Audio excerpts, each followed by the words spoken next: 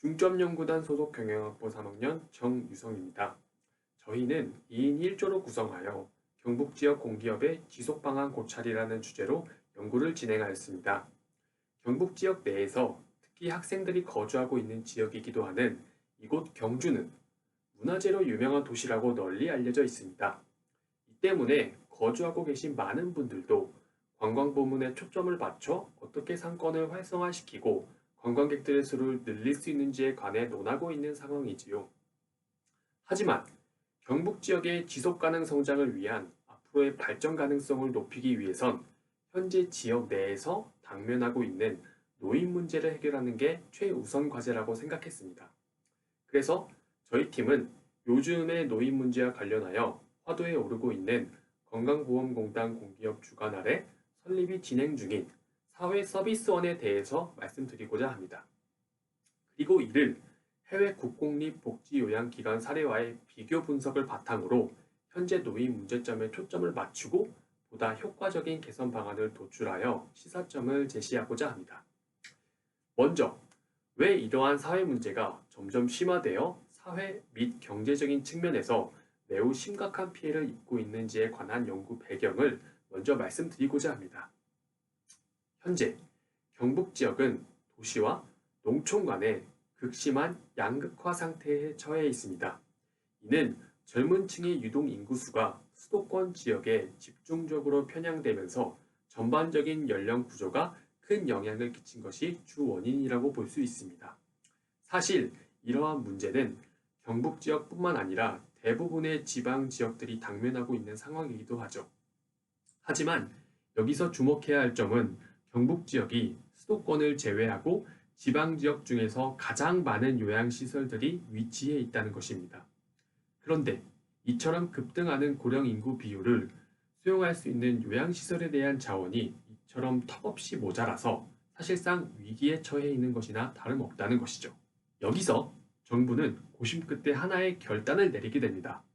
기존의 민간업체에 90% 가까이 위탁을 맡겨서 자유시장 경제 환경 속에서 선택과 경쟁에 의해 복지 부문이 지원되도록 운영하였다면 사회서비스원이라는 공공기관을 설립하여 공공인프라를 구축 및 관리하여 공공성을 보다 향상시킨다는 것이었습니다.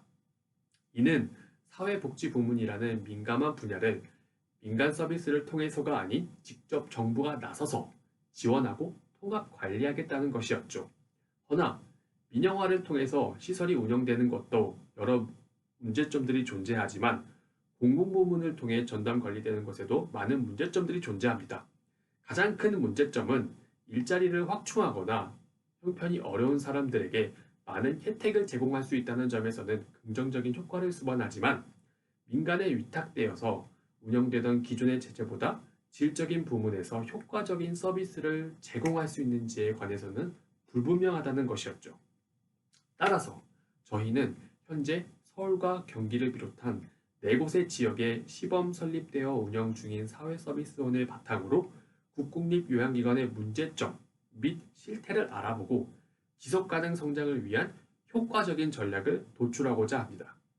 이를 공기업이 이행해야 할 사회적 책임 활동에 대한 연구를 바탕으로 일본의 야이로엔 국공립요양원과 덴마크 코펜하겐 인근의 프라이엠 이 두 사례들을 비교 분석하여 서비스 내용, 서비스 제공 대상, 서비스 과정 이 3가지 측면에서 분석을 진행하고자 합니다. 우선 서비스 내용 측면에서 비교 분석을 진행한 결과 확연하게 명백한 차이점이 드러난다는 것을 확인할 수 있었습니다. 먼저 사회서비스원은 다양한 사회복지시설이나 종합재가센터들을 설치하며 민간 서비스 기관들을 지원함으로써 보다 양적인 시설 확보에 초점을 맞추고 있다는 것을 알 수 있었지만 일본과 덴마크의 경우에는 복지 종사자에 대한 처우를 개선하거나 노년층을 위한 다양한 활동 프로그램들을 바탕으로 질적인 시스템적 체계를 강조하는 데 초점이 맞춰져 있다는 것을 비교할 수 있었습니다.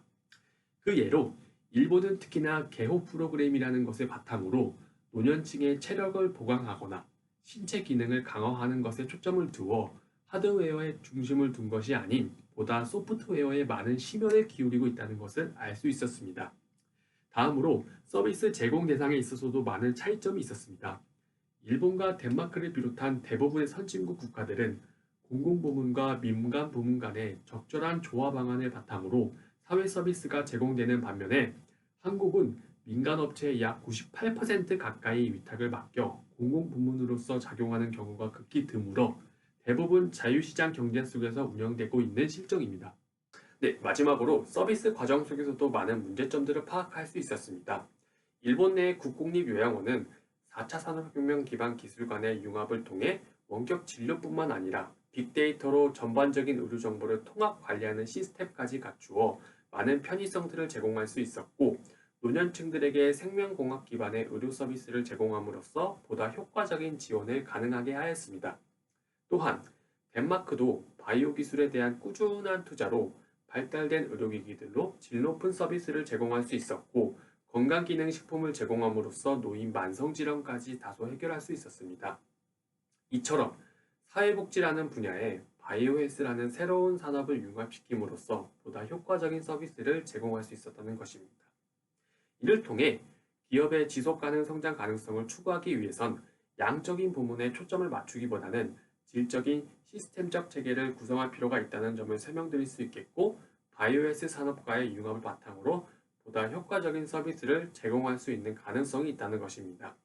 따라서 무분별한 공공기관의 설립이 아닌 민간기업과의 적절한 조합 방안을 바탕으로 서로 간의 올바른 경쟁 구도를 형성할 필요가 있고, 하드웨어적 측면에 편중하기보다는 소프트웨어적 측면과 함께 적용해야 한다는 것입니다. 네, 이상으로 발표를 마치겠습니다. 감사합니다.